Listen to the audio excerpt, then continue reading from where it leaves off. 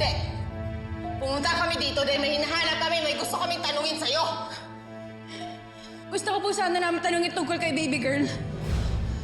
Ang random mo naman. Ano pakialam mo kay baby girl, ha? Saan mo dinala si baby girl? Ha? Nasaan siya? Wala kang pakialam doon. Bakit mo tinatanong? Dahil naawa ko sa bata. Napakabalas naman niya na ikaw yung naging nanay niya. Wow! Galing sa'yo? Ha? Libby, ipamukha mo sa magaling mong nanay kung gaano siya kawalang kwenta. Mami, tumigil ka na. Saka pwede ba? Huwag kang nakikinig sa princess na yan. That girl is a curse. Ikaw ang dapat hindi makinig kay Divina. Tingnan mo nga siya.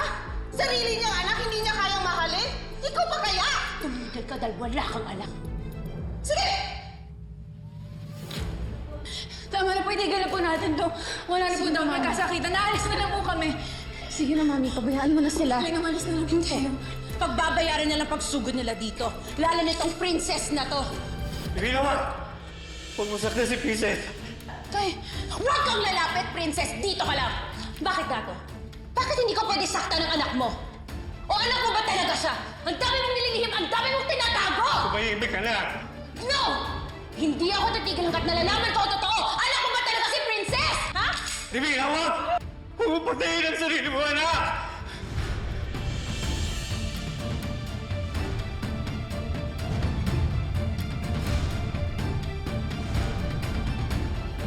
Ano? Ano sinabi mo?